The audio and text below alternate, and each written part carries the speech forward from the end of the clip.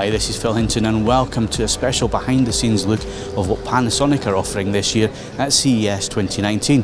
And obviously the main attraction for us this year is the GZ2000 OLED TV, which we're naming as our Best of Show 2019.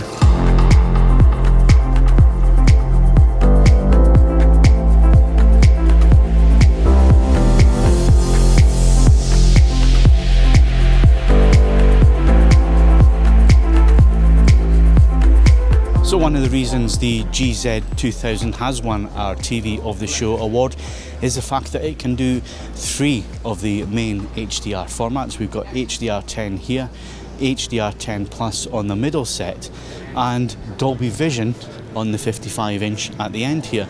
And Panasonic are the only TV manufacturer at this moment in time who can do both Dolby Vision and HDR10 Plus on their OLED screens here.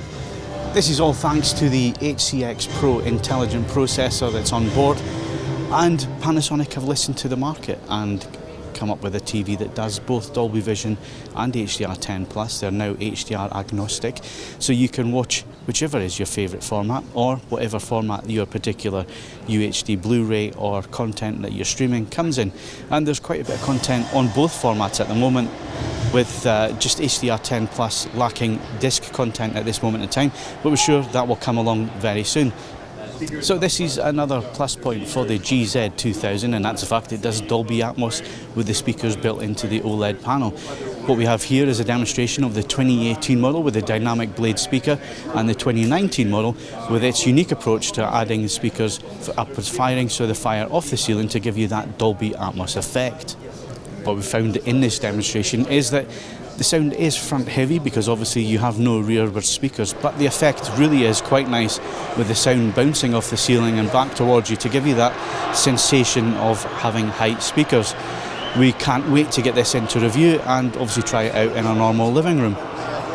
So we're now a couple of days on from the launch of the GZ2000. It's going to take a while to get used to saying that. How have you found the reaction to it?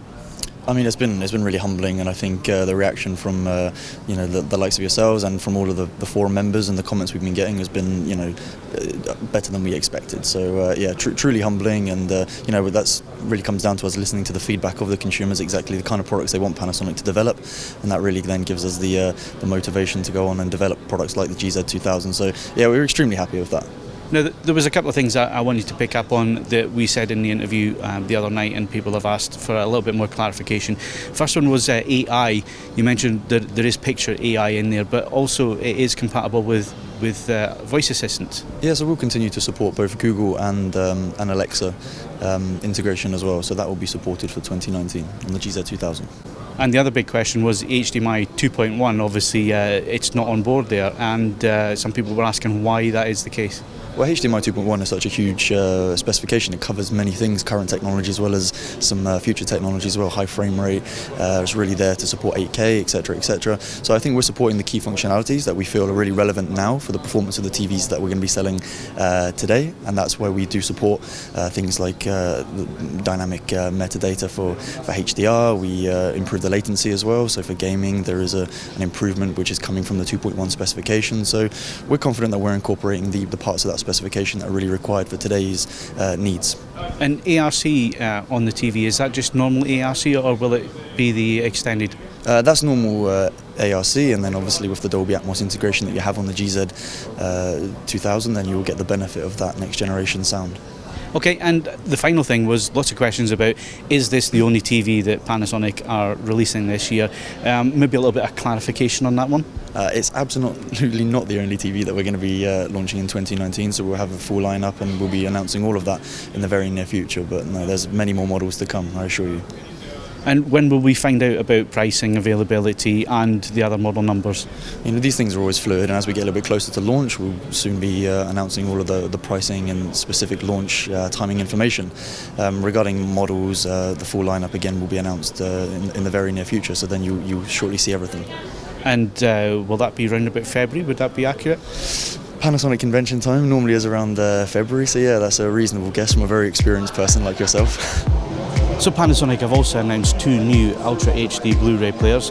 The BP UB150 is the entry-level player, and then the BP UB450 also offers Dolby Vision and HDR10+. Both of these are compact, small players with very, very similar designs and should be coming to market when we find out more in February at the Panasonic convention. Obviously, if we're at the Panasonic stand, we also can't forget about Technics, and they've introduced 3 new products of real interest this year. And real interest for me is the old DJ style SL1200 Mark 7 turntable. This offers all the features that you would expect from a DJ turntable. But the other turntable that has piqued our interest is a direct drive SL1500C, which is very, very similar to the 1210 or SL1200 DJ turntable, but it doesn't have the pitch slider or the trick features that that turntable has, such as the strobe, the stylish light and other features. And finally, there's a network and SACD player, the SL6700, which is again is a really nice looking silver finished machine with a CD drive for SACD, as well as streaming capabilities for your network. And that wraps up our short visit here to the Panasonic demonstration facility at CES 2019. We've had a good look at the new GZ2000 OLED TV. We really can't wait to get this in for review. It definitely is our TV of the year because for one thing, you can actually go and buy this. Not if you're in the US though. In the UK and Europe, you will be able to go and buy this. It will get announced in February what the pricing and availability will be. But going on the demonstrations we've seen here, it's really nicely done. And like I say, we can see all 3 HDR formats here and see them side by side. And if you're asking me which one looks best, to be honest, they all look really, really similar. There's very, very subtle differences, and certainly I couldn't see any differences between HDR10+ and Dolby Vision. But it's great that Panasonic are offering both formats. They're the first company to do it. We just need everybody else to follow suit, so you, the consumer, have the best choice when it comes to watching HDR content on your TVs at home. So that's it from the Panasonic stand. Thanks very much for watching. Remember to subscribe and hit the notification bell for more videos from CES, and we'll see you very soon in our next video.